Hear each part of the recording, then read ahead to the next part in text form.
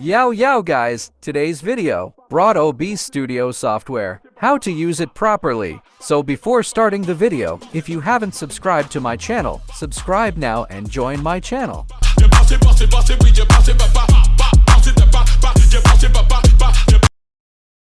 The first time you open obsstudio can be overwhelming, especially if you are a beginner on streaming software. But don't worry though, this beginner obsstudio tutorial covers everything you need to know to get started.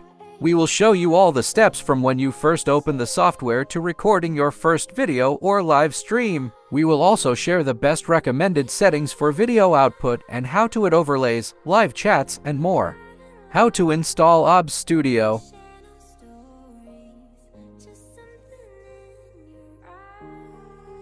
obsstudio works with all of the major operating systems, Windows, Mac, and Linux, to get obs for your system.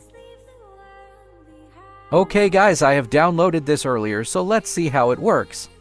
How to install obsstudio. obsstudio is open source software, meaning it is entirely free to use. You can download it at www.obsproject.com. Open source software are applications that can be manipulated by anybody with access to it. This means that community-made plugins can easily be installed, and as a result, it has vastly more features and tools available than any other streaming software by a long way. Once you install and open the software for the first time, you will be greeted by an auto configuration wizard. Auto configuration wizard. The first time you open obsstudio, it will run an auto configuration wizard. If you are just getting started, follow the steps shown to get the best possible settings that your PC can handle. Choosing the auto configuration wizard instead of a manual install can help reduce crashing and lag issues in the future. First, you get the option to choose between Optimize for streaming or Optimize for recording. This is self-explanatory. Select what you want to optimize obs for. This will apply some default settings to your software. Don't worry, you can always easily change these in the future. You then get to set up your video settings. Base canvas resolution, we recommend the Use Current option. This will select a resolution that matches the resolution of the monitor you are using. FPS, here you can choose between prioritizing frame rate or resolution. Generally, you want to prioritize a higher frame rate when recording or stream video games, even in lower resolution. A low frame rate will make video game streams hard to watch. At the same time, however, the resolution is essential to avoid bitty, low-quality streams, which are also hard to watch. We recommend a starting FPS value of 30 and a resolution of either 19201080 or 1280-720 depending on your monitor resolution. If you want to record or stream your desktop or software, prioritize resolution over frame rate to capture all the detail on the screen. Click Apply Settings. The auto configuration wizard works well for most people, but there are advanced tweaks you can make to maximize video quality. obsstudio environment. If you want to record or stream your desktop or software, prioritize resolution over frame rate to capture all the detail on the screen. Click Apply Settings. The auto configuration wizard works well for most people, but there are advanced tweaks you can make to maximize video quality. Now, when you have obs open, it will look something like this.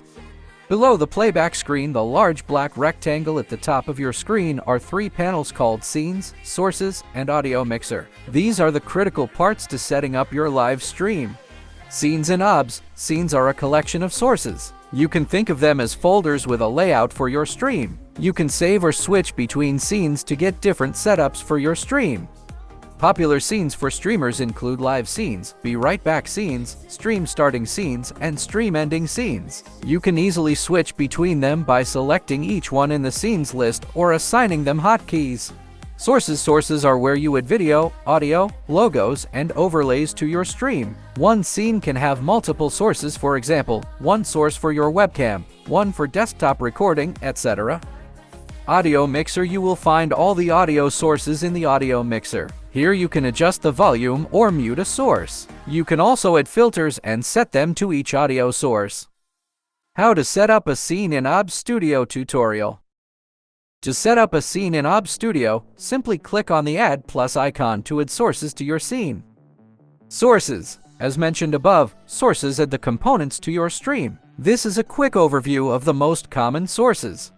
1. Audio input capture audio from your microphone. 2. Audio output capture audio coming from your device. 3. Browser input from a URL used for widgets and overlays. X. Live chats. 4. Display capture records your desktop. 5. Game capture only records your game window. 6. Image at JPEG, N, and overlays. 7. Video capture device video input from your camera. 8. Window capture only records a window. It can be used to record software or for games when game capture doesn't work.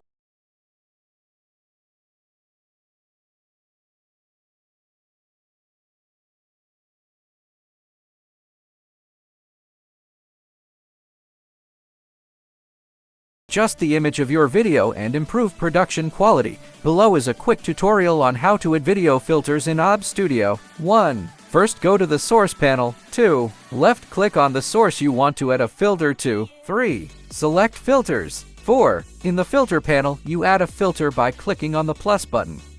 You have many filters to choose from in OBS, and you can adjust almost every aspect of your image. Below are the 2 most common filters people use. Apply LUT. LUTs are filter files that you can apply on top of a source to give it a specific coloration. Imagine you're using a social media application and taking a photo. You add a sepia filter to the image to make it look old school and aged. This is, in fact, a LUT, and they are great at getting consistent color results across many different sources.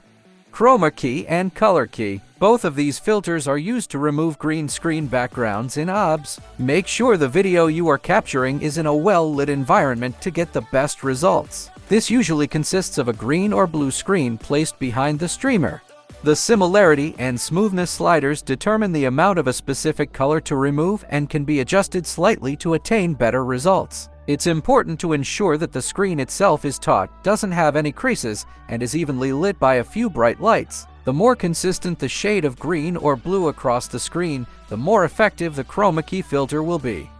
Color correction. With this filter, you can change and adjust the image's brightness, gamma, contrast, opacity, and more. This is great for improving how your live stream or recording looks. Still, don't go too crazy with these settings, as they can end up looking over the top. Crop pad. This filter adjusts the bounds of your source and allows you to drag in the top or side limits to resize your source. This is great for editing the boundaries of sources such as webcams or videos to fit inside a particular frame or overlay. Image mask/blend. An image mask will apply definite transparent boundaries to your source, limited by a predetermined image. It sounds very complicated, but is, in fact, simple. If you have an image of a white circle on a black background and apply it as a mask to your webcam, only the parts of the webcam in the white circle will be visible and everything else will not appear. It's a great tool and can help in creating unique overlays and features. Scroll. Perhaps the most used filter on OBS is the scroll filter. It allows you to apply movement to your source. This is controlled as horizontal and vertical speeds, moving your source sideways or up and down. It's most often used on text to create a news-style ticker tape at the top or bottom of your stream. How to add widgets. If you are using OBS for live streaming, you can make your content more engaging by adding a live chat on the screen, alerts, and other widgets. Widgets are usually hosted externally and need to be added to your stream as a browser source. You simply need to set up the widget on a website, Streamlabs, Streamlabs, Nightbot, and paste the URL of your widget into the browser source settings. Advanced settings in obsstudio tutorial. Video settings. Go to Files and then Settings. In the Output section, you will find Export settings for streaming and recording. There you can change the output quality for your video or stream. Format options. While you might be more familiar with the MP4 or MOV formats, we recommend using FLEV when recording video on OBS. This ensures that if, for some reason, OBS crashes, not all data will be lost, while other formats like MP4 are simpler to import to editing software. You will lose all the footage if OBS crashes. Bitrate options. The bitrate value deciphers how much information is sent from your streaming software to your online streaming platform. The higher the bitrate, the more information is sent, and therefore the higher the quality of the stream. You might think that you should just set this value to 1 million then. Think again. Your internet upload speed limits your bitrate capabilities. If you have an upload speed of 6 megabytes per second, you'll need to set this no higher than 3,500 kilobytes per second. Generally, try to leave a buffer of to 5 ms for other services to use plenty of internet bandwidth. Similarly, your bitrate will affect who can watch your streams. If you stream with a bitrate of 6 megabytes per second, but your viewers only have 3 megabytes per second download speed, they will not be able to watch your stream. Increasing this value can alienate certain viewers who might have slower internet speeds. Keep that in mind. Most streamers tend to stream at anywhere between 3,500 kilobytes per second and 6,000 kilobytes per second. Encoder options. In the output settings section, you can choose between different encoding options. There are pros and cons to each. Software X264. This option lets the CPU of your computer do all the encoding. If you have a powerful CPU on your computer, you could choose this option. If you have a lower-end device, there is a chance the CPU won't handle it, especially if you are recording a video game, as the processor has to render the game on the screen and do the encoding. This will affect the quality of your recording. Hardware CUS VRV and hardware NVENCE. These two options allow the graphics card to do most of the encoding. The CUS option is the Intel hardware, while NVENCE is the NVIDIA. Pick between the two depending on which one you have. Audio settings. In settings, you will find an audio section. For beginners, you only need to notice settings in this window. Desktop audio. This is capturing the audio coming from your computer. Choose the device the sound is coming from. It could be your speakers, headphones, or an audio interface. Mic or auxiliary audio. Here, you choose what microphone device you want to record audio from. In many cases, the microphone will appear with its name and the audio driver it's using, in this case microphone Realtek R Audio. Sample rate. A higher sample rate helps to produce a cleaner sound. The higher the value, the more information and data is processed, making the audio deeper and clearer. Most audio you hear on CDs, MP3 files, etc. is sampled at 48 kHz, although the difference between 48 and 44.1 will be inaudible to most listeners. You can go even more advanced, but this will be beyond the scope of this tutorial. These settings should be more than enough to get you started. Test your stream. Hopefully, you have gotten the basics of obsstudio with this tutorial. Now it is time to test your stream. Always test your stream a few minutes before going live. This ensures that all the video and audio are getting captured correctly. The most effective way to test that all of your widgets, overlays, and other features are working correctly would be to record a 1-minute segment of your stream before actually going live. Click Start Recording in the bottom right to do this. You can then play the recording and ensure your visuals and audio are correctly configured to go live. Unfortunately, there is no built-in test feature for streaming to a specific server. The best way to go about this is through trial and error. In conclusion, this obsstudio tutorial should have you all set for your first live stream or video recording with OBS. You will always be able to tweak the settings and improve your streams with time, and as you stream, you will no doubt become more and more comfortable with all of the incredible capabilities of obsstudio. So guys, I hope you will know how to work with obsstudio from today's video. So guys, I hope to make videos like this in the future, so please subscribe to my channel and join in the future.